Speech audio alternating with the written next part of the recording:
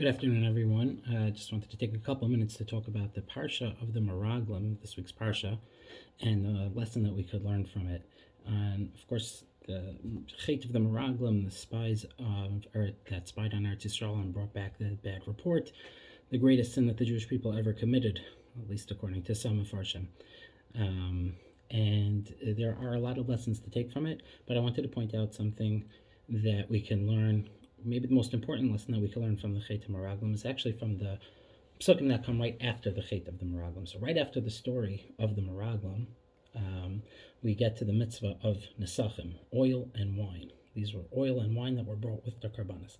And this seems to be a very random type of a mitzvah. To come after such an important parsha of the Meraglim, we talk about wine, bringing wine and oil together with karbanos. It's kind of random. So what's the pshat here? What's the reason that we talk about this? So Rashi, of course, points out what he points out, that this is to inform Klal Yisrael that they're going to be entering the land, even though it'll take 40 years. But still, there's a lot of mitzvahs in the Torah. Why specifically this one? So when you look into the psukim, you see a real connection between these two things. You see that the Torah tells us, first of all, to point out that v'hayamim maybe kurei anavim. They went in the days where the grapes were ripe. Not only that, we know that the Meraglim brought back grapes with them.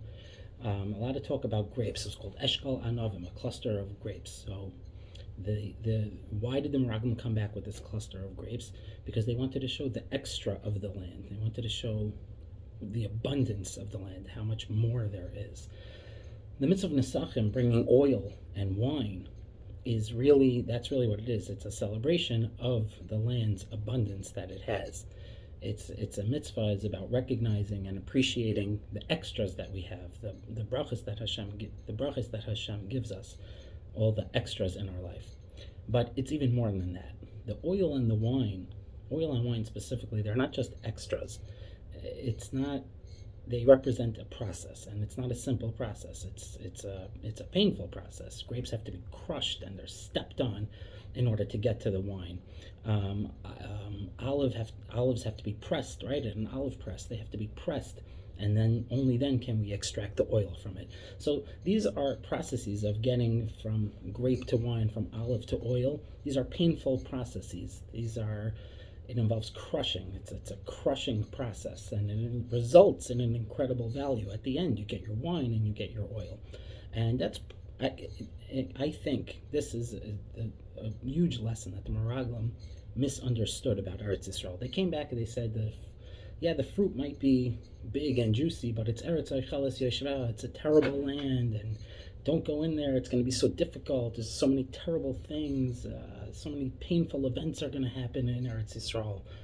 Better not to go in at all. And in a way, they were right. Like Rashi says, they saw correctly, but they didn't understand it. They didn't understand what Eretz Yisrael, what it does for a nation. The Eretz Yisrael, the fact that they suffer in the land, that's what makes it so special. The fact that we are pressured, we're stepped on, we're crushed as a nation, just like the olives and the grapes, we're stepped on, we're crushed, we're persecuted, we're pressured. That's what creates the incredible value. Just like the pressuring of the olives and the crushing of the grapes produces an amazing result, that's Klal Yisrael and that's Eretz Yisrael intertwined in one. The tremendous crushing pressure and persecution and pain that we have to go through as a nation and as Eretz Yisrael, as a land, produces the exact result of an amazing land of Eretz Yisrael and an amazing people of Am Yisrael that we are. A lot of lands have grapes, but in Eretz Yisrael you take those grapes and you make through a hard and difficult process and you turn it into valuable wine. That's what Eretz Yisrael is about. That's what Am Yisrael is all about. Kasher ya'anu oisei ken yirba v'chen yifritz, just like it's been from the beginning of Mitzrayim, from the beginning of the story. The more that we're pressured, the more that we're put in pain, we're going to keep striving and thriving as a nation and as a land. Eretz Yisrael and Am Yisrael are intertwined. The Meraglim thought that the land was being so difficult to live in is a terrible thing, but the truth is that we need it. We need to have this pain, this pressure, and this persecution is what makes us such a valuable and an amazing nation. We turn grapes into wine. We turn olives into oil. And we take a downtrodden nation that's pressured and persecuted into an amazing nation and land that we have now of Am Yisrael and Eretz Yisrael. Have a great day.